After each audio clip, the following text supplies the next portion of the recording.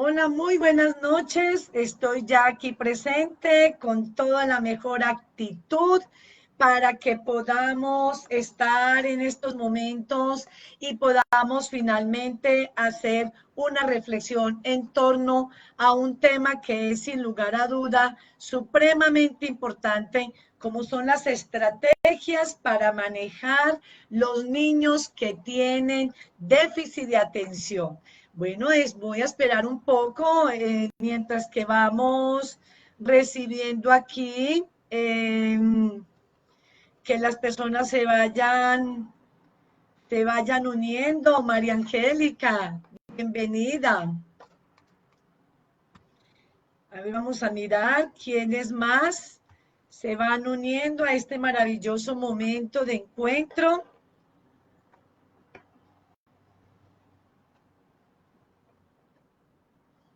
Mientras tanto, voy haciendo una pequeña presentación para los que no saben todavía quién soy yo. Mi nombre es Elianet Gómez. Los que se están uniendo me informan, por favor, si sí me están escuchando bien. David, bienvenido, muy buenas noches.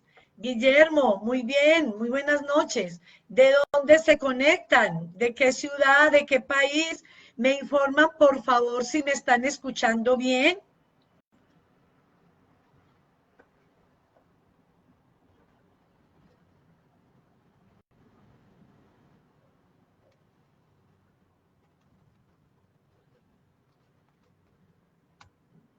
Natalie.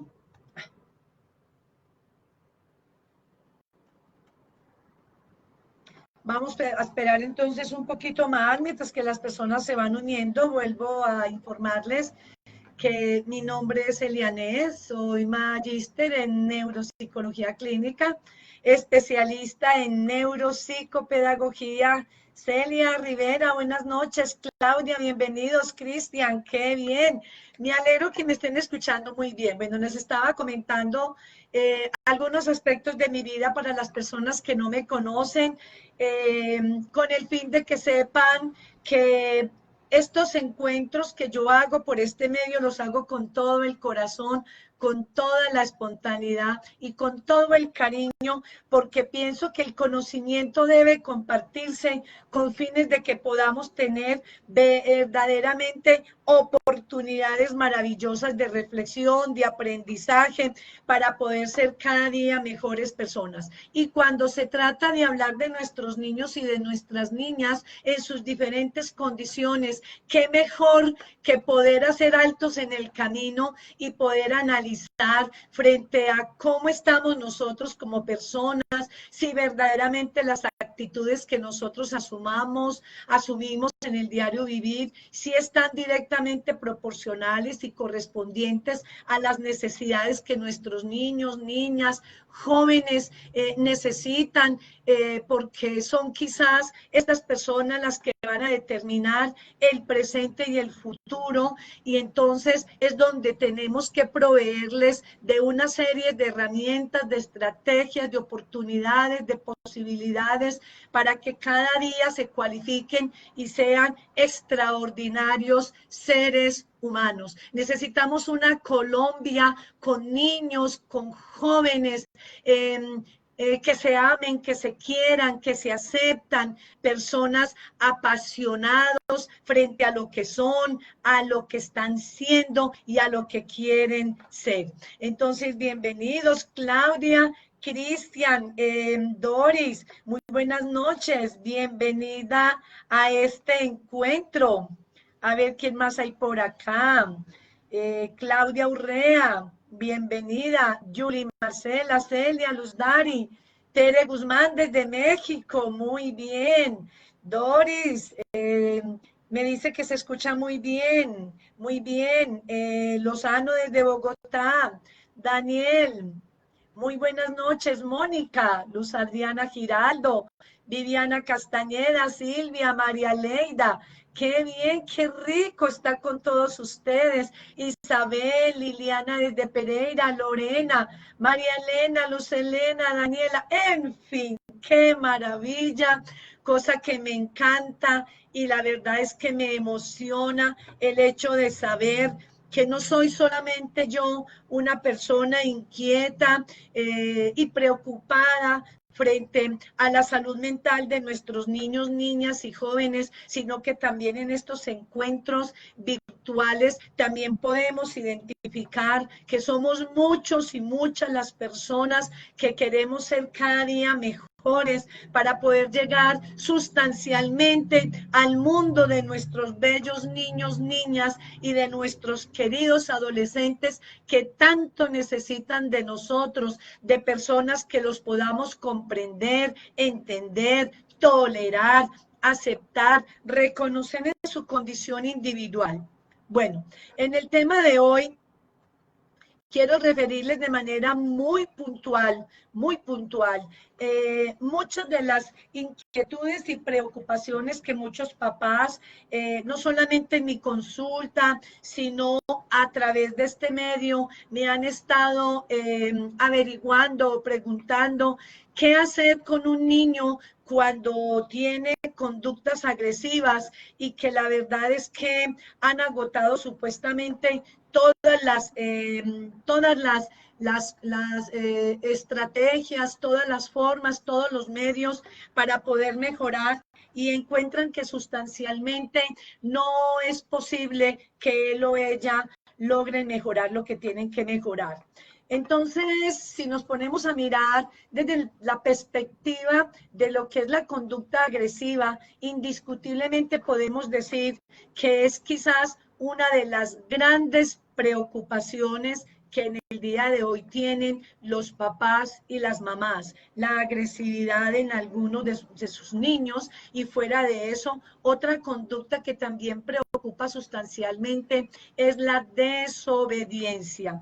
Y fuera de eso, también la preocupación que les acecha es cómo abordarlos de manera tal que puedan llegar al mundo de ellos sin terminar agrediéndolos, maltratándolos o también en su defecto sin terminar de sobreprotegerlos, porque muchas veces por temor a que mi hijo se descompense mucho más, entonces termino asumiendo conductas de sobreprotección donde me da miedo que se me frustre y que se le incremente más la conducta disruptiva.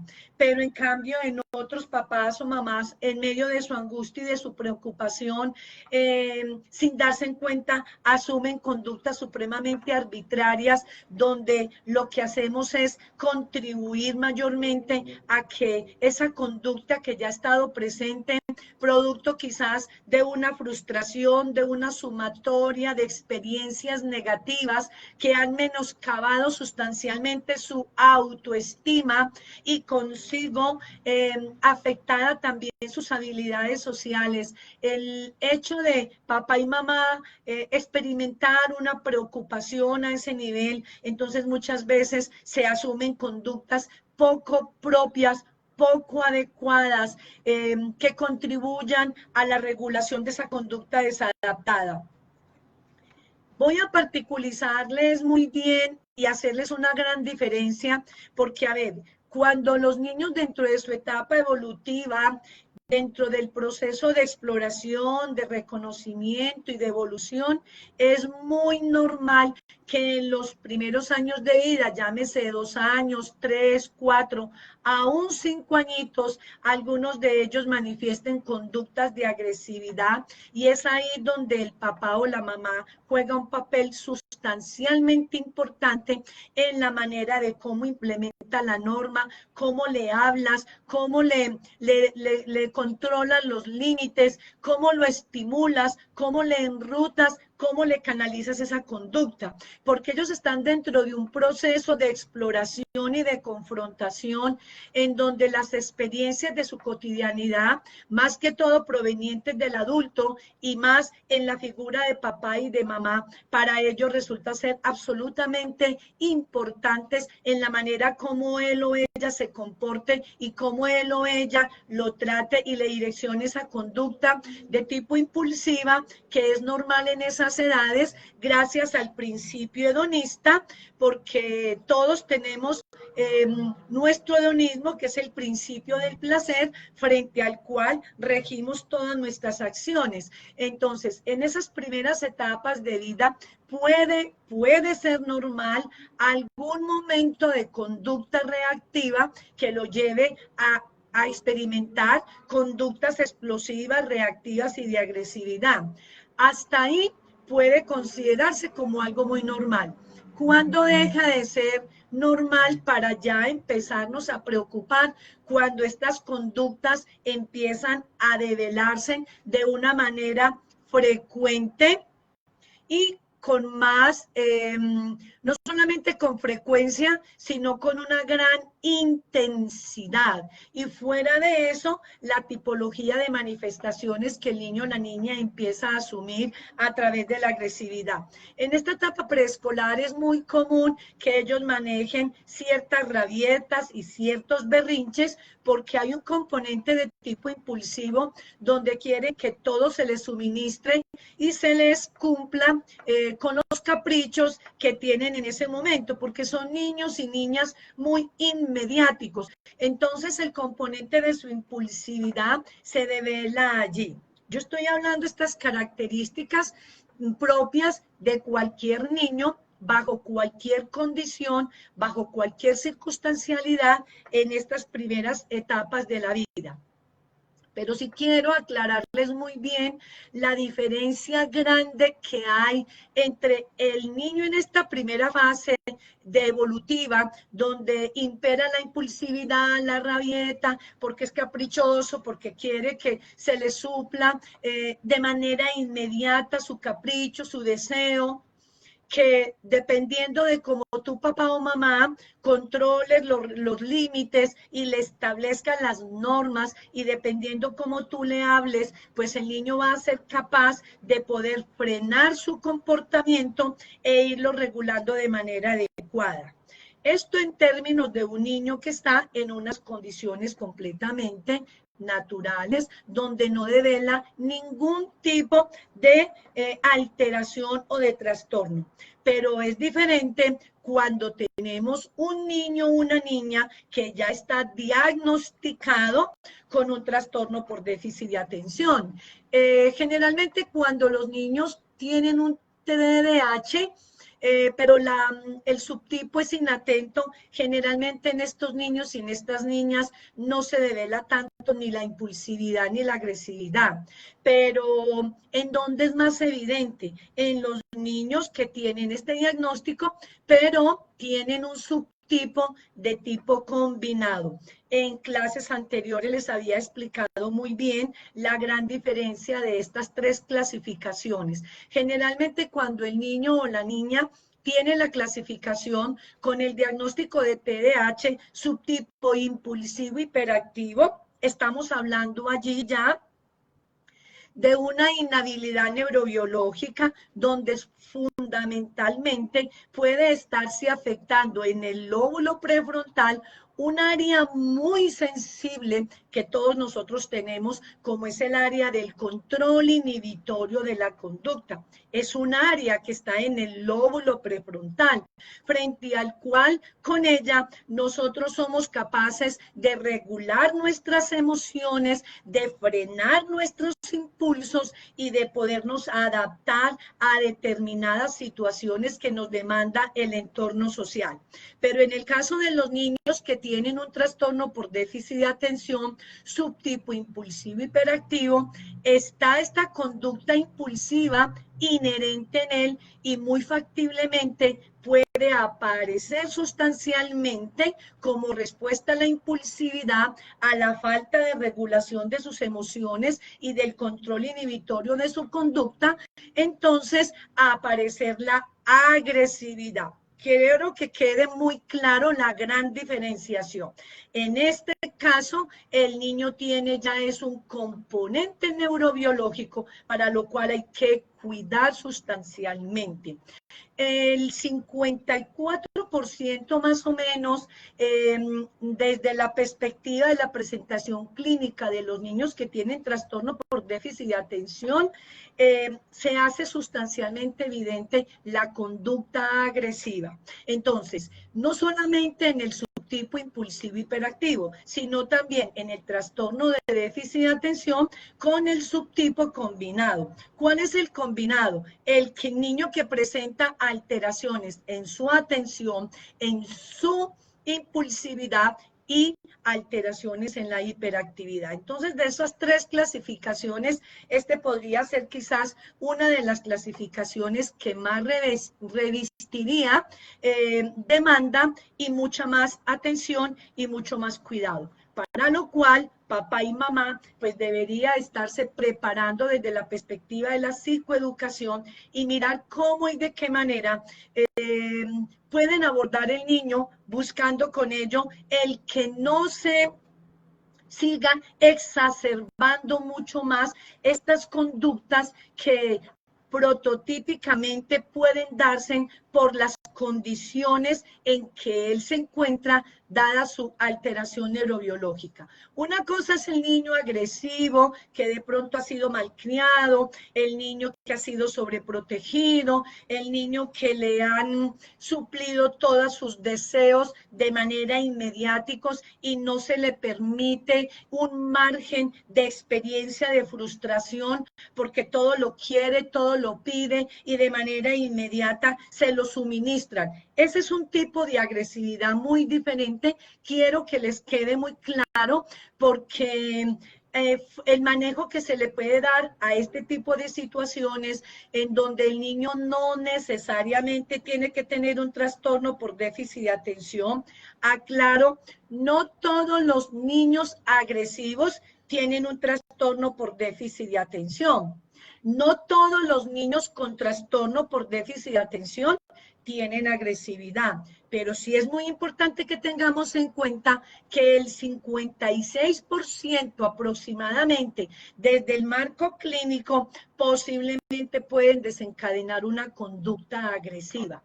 Y ustedes se preguntarán, ¿pero por qué, Eliane, conductas agresivas? Pues bien, quiero decirles que hay innumerables situaciones experienciales para los cuales los niños se ven abocados en su diario vivir. Recordemos muy bien que estos niños son supremamente talentosos, hábiles en muchas áreas, expertos y talentosos en unas áreas como por ejemplo pintar, escribir, por ejemplo, cantar, hacer deporte, la mecánica en unos, manejar la informática en otros, pero en la mayoría de casos muchos de ellos tienen también algunas dificultades que en la medida en que van experienciando en su diario vivir experiencias frustrantes, esas frustraciones van aunando en él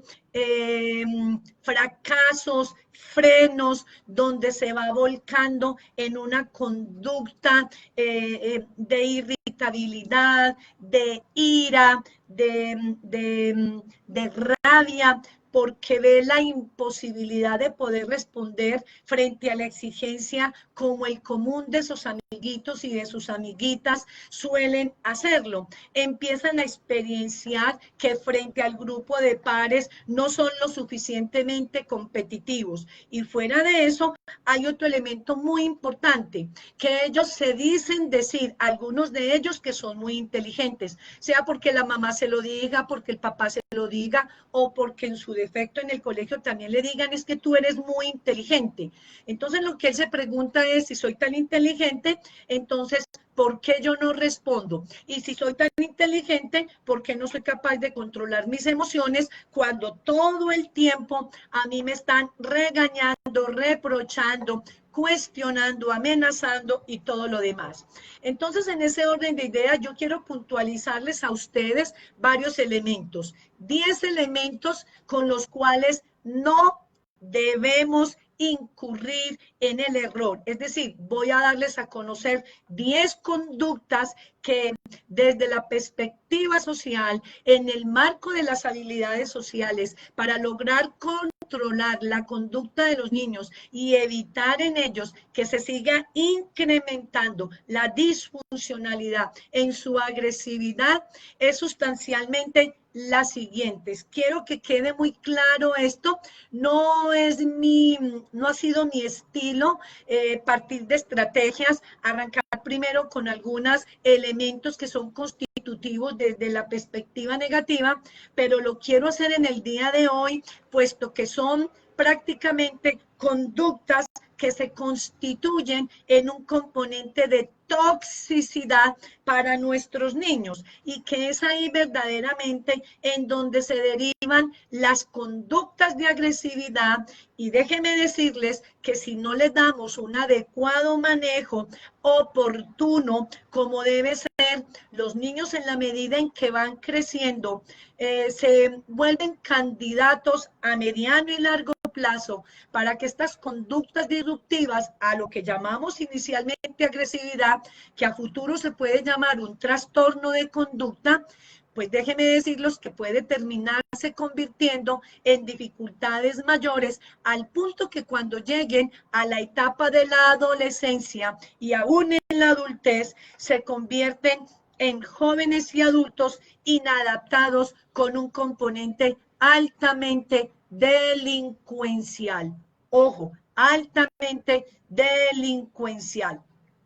Entonces quiero referirles cuáles son las 10, pueden haber muchas más, pero hoy quise traerles 10 conductas o 10 acciones que a mi modo de ver dentro de la perspectiva terapéutica terminan siendo comportamientos tóxicos que exacerban la conducta del niño a nivel de la agresividad y los puede llevar a experimentar situaciones de mayor complejidad en donde llega un punto que se vuelve casi incontrolable.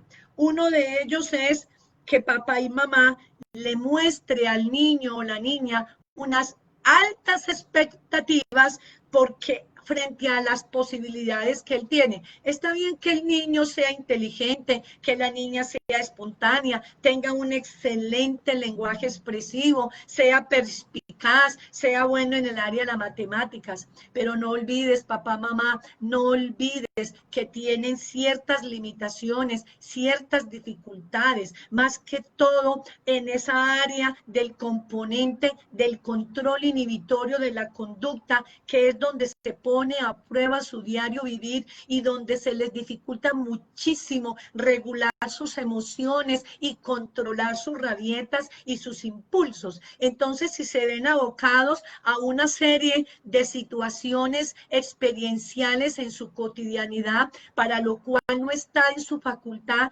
controlar o regular, pues todas esas experiencias va aunándolas de manera tal que se vuelve para él en un torbellino. Y una de ellas, la primera, es mostrarle, papá o mamá, a su hijo unas excesivas expectativas frente a la condición de respuesta que el niño pueda dar. Si tú le exiges al niño que sea un estudiante extraordinariamente competitivo en el aula de clase, donde le exijas tú primeros puestos, cuando muy probablemente dentro de su condición es un niño que tiene un coeficiente intelectual promedio y aparte de eso probablemente tenga dificultades en su aprendizaje, papá, mamá, yo te invito a que no seas iluso y no sobredimensione a tu hijo frente a un componente donde muy probablemente él no va a poder llegar a lograr satisfacerte. Entonces, esa experiencia le va a generar altísima frustración y detrás de la frustración una ira incontenible. A esa pauta va la segunda conducta para mí tóxica, que es el tratar de verlo como un niño perfecto en el marco de la idealización. Es decir, nosotros como hombres, como mujeres, como padres, como madres, recuerda que también tenemos un niño interior y muchas de esas experiencias que fueron vividas en nuestra etapa infantil quedaron allá ancladas, frustradas, obnubiladas, donde no nos pudimos realizar de X o Y manera.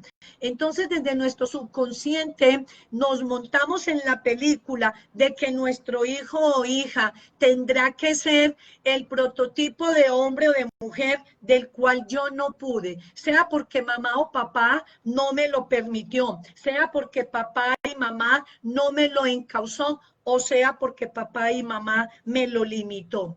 Ojo, papá y mamá, no podemos caer o incurrir en esta acción tóxica donde tú idealices a tu hijo y lo sobredimensiones como un mega niño, como una mega niña, como un mega adolescente. Eso es una acción netamente equivocada, que lo único que tú haces con él o con ella es ampliarle el panorama de desacierto, de desconsuelo, de desesperanza, de imposibilidad para llegar a cumplir lo que tú quieres como padre o como madre en el marco de las expectativas. 3.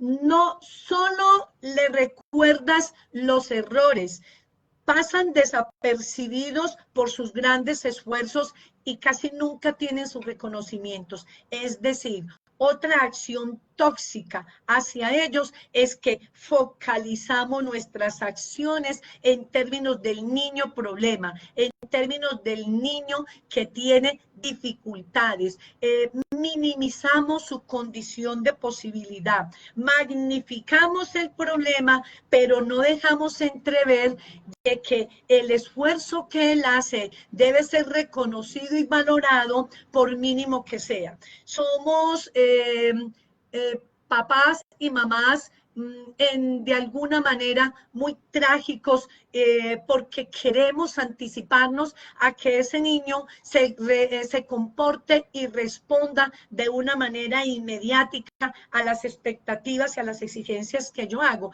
Entonces, para mí como mamá o como papá es poco suficiente el esfuerzo, por ejemplo, de que él hubiera empezado a evidenciar una mínima conducta trivial. Por ejemplo, si tu hijo ha mordido a su hermano por X o Y razón y pasa un día o dos sin hacerlo, estamos ahí viendo que el niño está haciendo un esfuerzo sobrenatural para lograr controlar esa emoción, pero si tú no le dejas entrever que ni el lunes, ni el martes, ni el miércoles mordió a su hermanito, o que el lunes y el martes no le dio puntapié a su tía, o que el lunes o el martes la profesora no mandó una nota informándote que hablara con el niño porque no le pegó a Pedro, a Jacinto y a José, pues esas son acciones que tú como papá y como mamá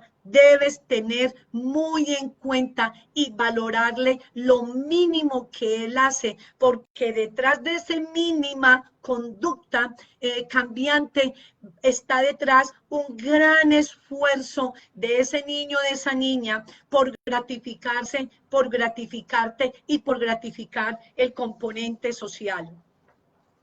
La cuarta acción que para mí es tóxica, no ser el niño respetado.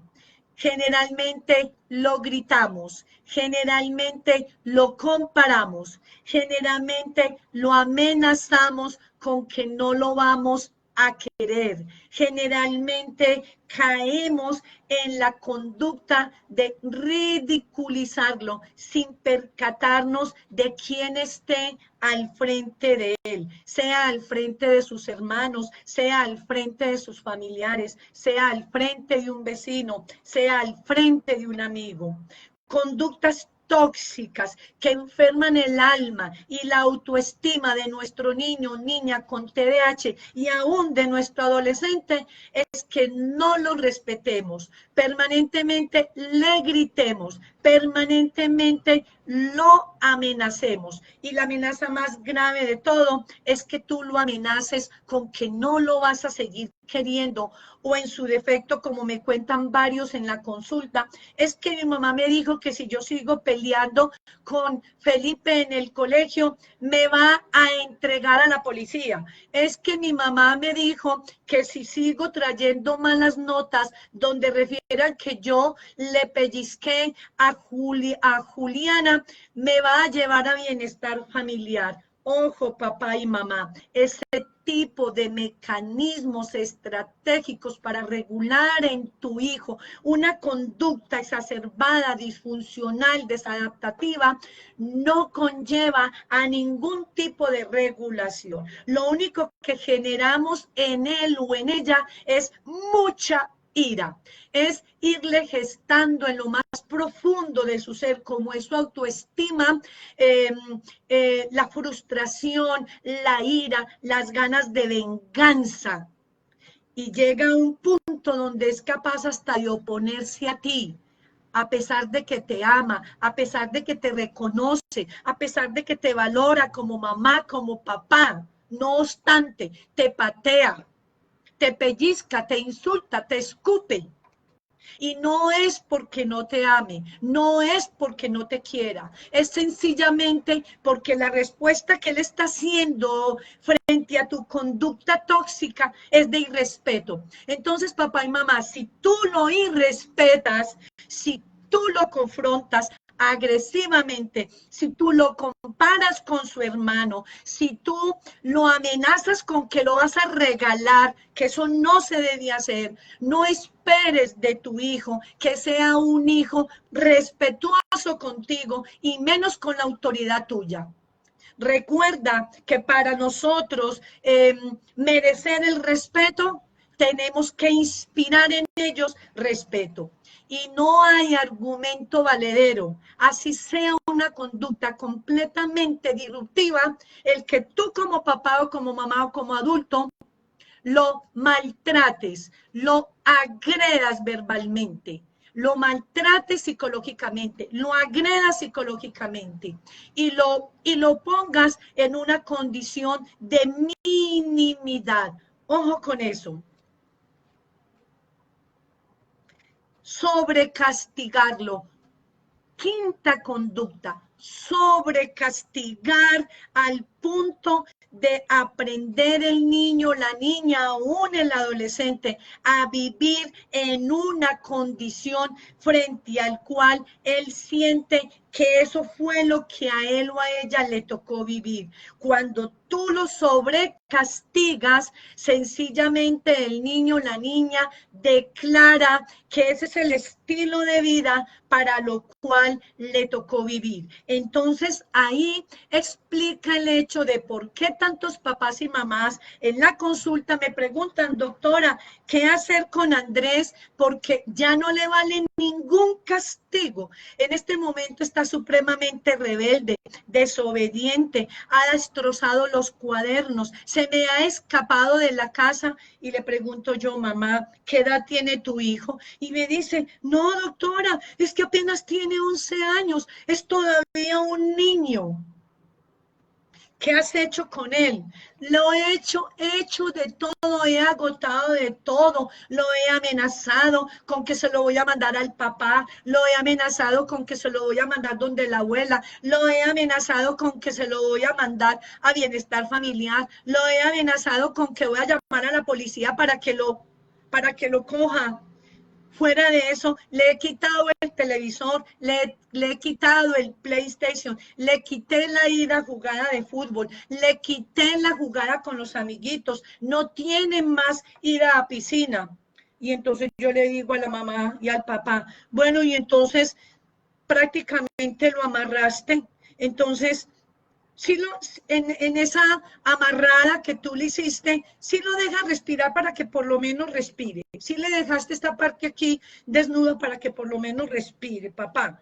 Es que veo, mamá, que lo estás asfixiando.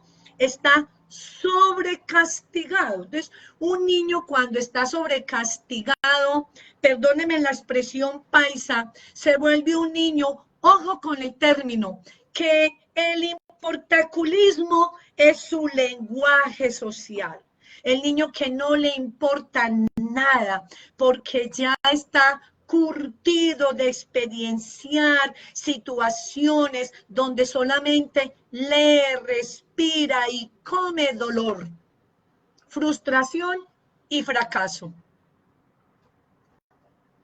Sexto elemento, la frecuencia con que tú le dices que está absolutamente equivocado. Ojo, papá y mamá, no hay cosa más dolorosa en la vida de uno como ser humano. Y si tú te pones en los zapatos del niño y si tú mismo te revisas como hombre que eres adulto, como mujer que eres adulta, te darás cuenta que si tu jefe, si tu pareja, aún tu hijo, todo el tiempo te dice que tú estás completamente equivocado, yo quisiera saber cuál podría ser la respuesta tuya en este momento. ¿Qué sentiría tu autoestima? ¿Qué sentiría tu ego? ¿Qué sentiría tu amor propio? ¿Qué sentiría tu ser cuando todas las personas que giran a tu alrededor, tu jefe, tus compañeros, tus amigos, tu pareja, tus amigos, tus familiares y aún tu hijo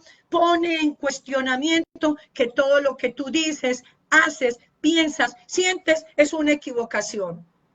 ¿Qué decimos de estos niños que tienen ese nivel tan alto de vulnerabilidad en su lóbulo prefrontal, para lo cual no es posible garantizar desde la perspectiva de su madurez que tenga capacidad reflexiva para poder confrontar una frustración de esta magnitud y como si nada estuviera pasándole en su vida? 7. Cuando tu papá, tu mamá, lo pones en un nivel de competencia con sus hermanos, cuando tú los pones a competir, y aparte de eso, cuando tu papá, cuando tu mamá lo compara, no solamente lo pones en una condición de competencia, sino que también los comparas. No necesitamos, papá y mamá, Caínes y Abeles en esta sociedad, en el pleno siglo en el que estamos viviendo. No necesitamos engendrar en el mundo emocional de nuestros niños Caínes, personas resentidas que odian al hermano, que odian a su primo, que odian a su tío, que odian a su mejor amiguito, porque no encaja en ninguna parte, porque siempre lo están comparando y siempre la comparación está íntimamente relacionada con que es incapaz, es incompetente, es inepto. En 3 palabras, es una persona discapacitada. Y no hay cosa más dolorosa en la vida de un ser humano que a uno lo manejen como un ser discapacitado. Y cuando tú comparas a tu hijo, a tu hija, a tu adolescente, cuando tú los pones en un nivel competitivo, sencillamente le estás abriendo el camino a la depresión, a la ansiedad, a las ideaciones de suicidio y al suicidio propio, sin tu papá y sin tu mamá quererlo. Porque sé que en el fondo de tu corazón, lo único que tú sientes por ese hijo es un gran amor. Pero cuida tu actitud, cuida tu forma de reaccionar, cuida tu manera de proceder. Ese cuento ese cuento paisa, barato para mí en este momento, que es que yo trato de manejar a mi hijo como me trataron hace 40 o 50 años, déjeme decirte, papá y mamá, que es absolutamente obsoleto, porque nuestras estructuras cerebrales son absolutamente diferentes a las estructuras que ellos tienen en este momento. Tenemos niños millennium, niños con unas estructuras neuronales mucho más especificadas, mucho más avanzadas, más arraigadas de dopamina, serotonina, noradrenalina, norepinefrina, porque se han privilegiado de venir a un mundo lleno donde está la robótica, la cibernética, donde los avances científicos, donde la internet, todo eso los aventaja en un panorama de amplísimo conocimiento. A un clic de un celular, ellos encuentran cualquier tipo de respuesta en el marco del conocimiento, pero a un clic del internet no encuentra la plataforma, el camino, esa tierra abonada que solamente tú, mamá, tú, papá, se la puedes dar en el hogar. Y son los principios, los valores, los límites, la manera como tú manejas las normas, la manera como tú le hablas, la manera como tú lo enrutas, la manera como tú lo estimulas, la manera como tú lo valoras, cómo lo reconoces, cómo lo haces sentir un ser especial. 8.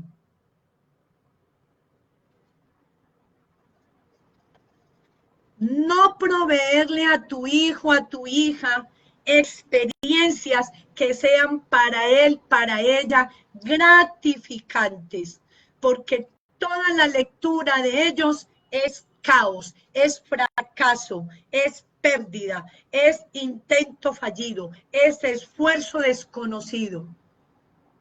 Permítale a ese hijo, a esa hija, que exprese sentimientos, que exprese emociones. Y si por alguna situación en medio de su ira, de su rabia, de su agresividad, él se bloquea y se niega a hablarte, porque generalmente ponen un escudo protector, así no sea el más saludable, en donde el mutismo se convierte para él o para ella en su mejor amigo, en donde se silencian y el contacto comunicacional, afectivo, lo hacen a través del internet, donde inescrupulosamente allí podrá verse abocado a innumerables riesgos, cibersexo, manipulación, engaños, abusos sexuales, una infinidad de cosas para los cuales se pueden enfrentar ellos como riesgo si tu papá, si tu mamá no abres en tu seno de hogar los canales de comunicación. Siéntate con él, con ella. Aproveche un momento de almuerzo, un momento de comida, un sábado, un domingo. Parta de tus experiencias. Hágale ver, papá y mamá, que tú no eres un plus ultra hombre, ni eres un plus ultra mujer. Hágale ver que tú también fuiste niño, que tú también fuiste niña. Hágale ver que tú también te equivocas. Hágale ver que tú también fuiste agresivo. Hágale ver a tu niño, a tu niña, que tú también desobedeciste. Hágale ver que tú también perdiste exámenes. Hágale ver que tú también tuviste en algún momento fracasos.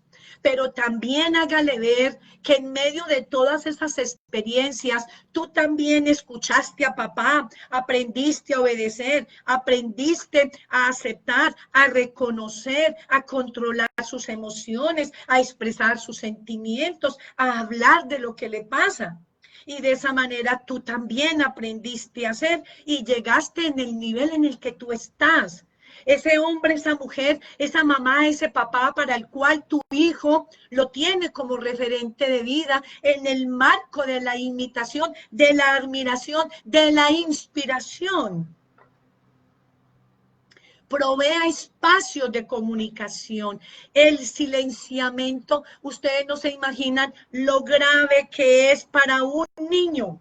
Cuando tú veas que tu hijo se encierra en el cuarto, que tu niña se encierra en el cuarto, cuando tú veas que tu niño no está haciendo relaciones sociales con el grupo de pares, cuando tú veas que tu niño se inhibe para salir a la calle a jugar con sus amigos, preocúpate.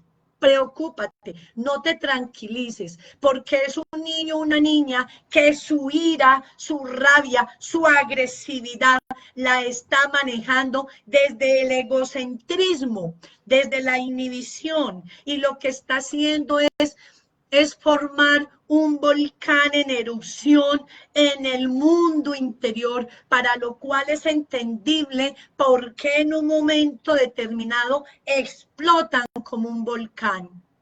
Y para ti, papá, y para ti, mamá, es que es un muchachito grosero, desobediente, desagradecido. No sabríamos decir si es desagradecido. Recuerda que estamos hablando con el componente del TDAH, y eso que esto aplica tanto para los que tienen TDAH como para los que no tienen ninguna condición que lo limite, que lo frene, que lo ponga en una situación de cuidado y de mayor riesgo. 9. Cuando ya lo hablé ahorita, la falta de diálogo con él, no hacerlo partícipe de actividades donde él pueda opinar, expresar, proponer. ¿Qué tal cuando dice, bueno, nos fuimos el domingo? ¿Para dónde, pa? Tengo muchas ganas de irme a pescar, y resulta que el niño no le gusta pescar. Primero, porque tiene torpeza motriz. Segundo, porque las 4 o 5 veces que ha ido a pescar, nunca pesca nada. Cuarto, porque no es una actividad que a él le genere mayor disfrute. 5, porque papá está pensando egoístamente. Las 5 o 7 veces que salen en familia, siempre es ir a pescar, pero nunca tuvo en cuenta, por ejemplo, los deseos del niño, de la niña, sus intereses, sus habilidades. Está bien, papá, que lo invites dentro de tus habilidades y lo lleves a pescar, eso está perfectamente bien. Que durante la primera pesca, segunda y tercera no pescó un pescadito, listo. Él tendrá que aprender también a manejar sus frustraciones, porque esto también forma parte de su inteligencia emocional y de su madurez emocional, porque la vida le va a exigir innumerables experiencias donde sí o sí tendrá que aprender a manejar la frustración. Eso es una cosa, pero la otra es que cuando ustedes tengan salidas familiares, involúquense desde la perspectiva del consenso y pídale al niño, a la niña, al adolescente su opinión. ¿Qué propones? ¿Cuál podría ser la salida nuestra para este fin de semana? Pablito, me encanta, sé que a ti te encanta mucho montar a caballos. ¿Qué tal, familia, si programamos la ida el próximo sábado, por ejemplo, a que Pedrito pueda ir a montar en su caballo? Y irle dando a cada uno de los hijos la oportunidad para que puedan tener experiencias gratificantes, donde por un momento determinado el niño con TDAH deje a un lado que su vida solamente está enmarcada en un panorama de desolación, de caos, de fracaso, de problema, de conflicto, de censura.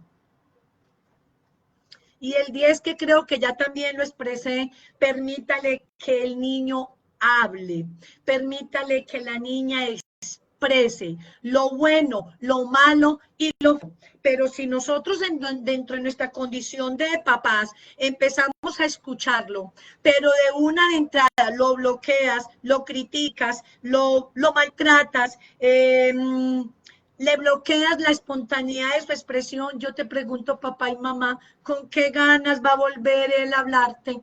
Cuando tú le digas, hijo, ¿cómo te fue en el estudio? Y resulta que por estarle pillando una respuesta al amiguito se lo anularon y fuera eso tenía la materia perdida.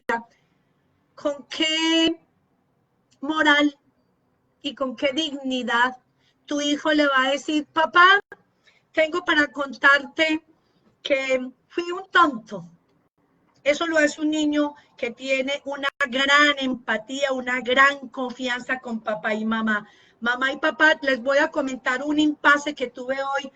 Fue madre, se me fueron las luces porque por mirarle una pregunta o por darle la pregunta o ayudarle a un compañerito a un examen, me lo anularon. Eso lo hace un niño, una niña, un adolescente que tiene confianza en ti, que siente los canales de comunicación, que no ve a un papá o una mamá como un rival, como un juez que censura y condena. Eso lo hace un niño con TDAH o sin TDAH, que aprende a ver en su padre, en su madre, un amigo, un confidente, un mediador, un ser que inspira, un ser que enruta, un ser que aconseja, un ser que media, un ser que comprende, un ser que ama, un ser que ayuda a que él o ella entienda desde el error en el marco de la reflexividad para que esos errores no los vuelva a cometer. Bueno, esto sería todo por hoy. Hoy lo quise hacer desde lo negativo, no desde lo positivo. No sé si hayan algunas preguntas. Antes de terminar, nos faltan aproximadamente 9 minutos para culminar este maravilloso momento. Quiero invitarlos, este tema y muchos más, seguiré acompañándolos en estos pequeños espacios, pero quiero invitarles y recordarles que ahora el próximo 7 de marzo voy a llevar a cabo el primer seminario online. ¿Y saben por qué? Porque muchas personas me lo han estado solicitando de México, de Brasil, de Ecuador, Perú y de diferentes regiones de aquí de Colombia, donde me dicen, doctora, me he dado cuenta de tus seminarios, qué pesar, no me puedo desplazar de Cartagena, de Cali, qué sé yo, qué posibilidad, tú no dictas el seminario online.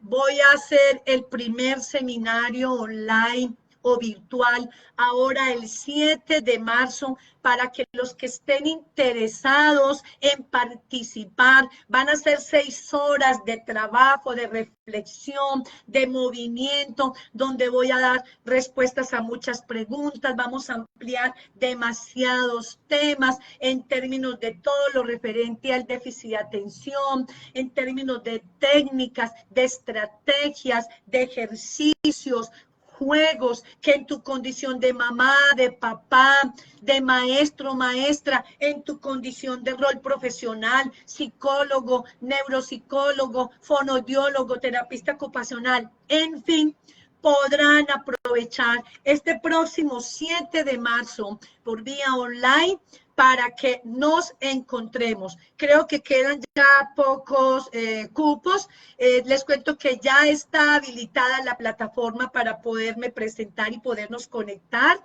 Es un encuentro muy íntimo, muy privado, donde responderé muchas preguntas. Van a haber grandes aprendizajes, una experiencia única y por primera vez aquí en Colombia y a nivel también de Latinoamérica.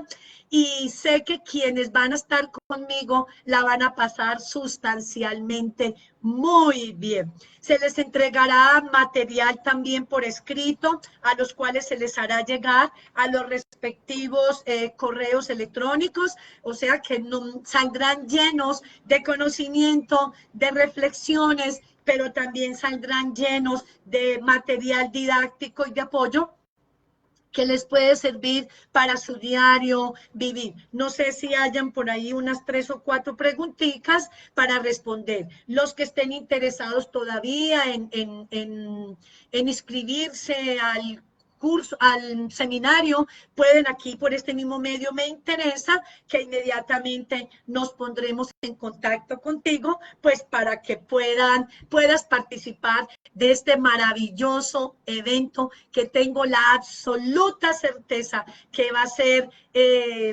extraordinaria experiencia, donde no solamente también iré a aprender yo, sino que en conjunto todos aprenderemos. Aquí hay demasiados comentarios, wow, les cuento que el tiempo no nos va a alcanzar, pero por aquí, por ejemplo, Luz Eliana Palacio dice, buenas noches, doctora, soy Eliana desde Colombia. El otro día necesitaba hacerle una pregunta, tengo un niño de 8 años y desde el grado primero viene presentando algunos síntomas como distracción, falta de atención, dice muchas tonterías, cosas sin sentido, me dice que por tal motivo lo mejor es que lo mediquen. Quisiera saber si usted, ¿qué me aconseja? Porque es un niño que está hablando constantemente pendejadas. A ver, Eliana, no sé hasta qué punto sea la medicación. También tengo que decirles una cosa, queridos audientes. El seminario que voy a orientar tiene una metodología nuestra muy autóctona de ser crecer, como es la metodología ENPED, ENPEMED, una metodología extraordinaria donde tiene un enfoque de tipo multidimensional y allí se les va a explicar técnicas y estrategias para que podamos implementar en la vida de nuestros niños y niñas. Allí les ampliaré y les explicaré en qué consiste esa metodología que Ser Crecer maneja, como es la metodología EMPEMED. Volviendo a la pregunta que nos hace Eliana, yo te recomiendo, antes que pensar en medicación, pensaría que es mejor que te mandes a hacer a la niño o la niña una muy buena valoración neuropsicológica en donde tú puedas identificar en primera instancia el diagnóstico que ella tiene. Hay que descartar primero un posible trastorno por déficit de atención. Ese cuento de que el niño diga bobadas puede tener muchas connotaciones. Uno puede estar presentando dificultades en los niveles de lenguaje comprensivo. Puede estar presentando algún componente de tipo emocional, para lo cual las bobadas que él habla puede ser sintomatología de un componente de ansiedad, o dos, una estrategia de manipulación inconsciente para llamar la atención tuya y de los familiares. O tres, puede estar presentando posiblemente una dificultad de aprendizaje. Sea lo que sea, no me atrevería a decir qué es lo más conveniente en medicación. Antes de llegar a la conclusión de una medicación, te recomendaría una valoración por neuropsicología y una vez tengas muy bien determinado el diagnóstico, mirar la ruta de intervención con los respectivos profesionales. Que el medicamento sea la última opción. Nuestra metodología en PEMED, para los que van a asistir al seminario online, déjenme decirlos que todas las estrategias y técnicas que les voy a enseñar tienen un componente en donde los niños no requieren medicación. ¿De acuerdo? Vamos a contestar otras 2 preguntitas por aquí. Cuando el niño tiene un coeficiente superior, ¿qué se puede hacer al respecto? Ay, Tere, cuando un niño tiene altas capacidades, primero tiene que ser valorado para corroborar en qué nivel de coeficiente intelectual está y diagnosticarlo un niño con altas capacidades, un niño talentoso, un niño con brillantez o un niño con superdotes. Generalmente estos niños que tienen altas capacidades son niños que hay que mantenerlos mucho tiempo ocupados, entonces hay que mirar desde la perspectiva del colegio donde se encuentra para que desde el marco de las adecuaciones curriculares en el programa de inclusión le hagan al niño un currículo que dé cuenta de las habilidades que él tiene para que no se vaya quedando en un nivel del currículo en donde el promedio está de acuerdo a la determinación de los objetivos y los criterios para enseñar unas competencias cuando probablemente él las tenga por encima del promedio. Entonces, lo primero que tienes que hacer es una valoración para determinar en qué nivel de coeficiente está, llevar esos resultados al colegio, ponerlo en consideración para que hagan las adecuaciones y los ajustes pertinentes, porque así como se hace una adecuación curricular para un niño que tiene una necesidad educativa especial en el marco de alguna alteración, TDAH, problemas de aprendizaje, autismo, síndrome de Down, también hay adecuaciones curriculares para los niños de altas capacidades.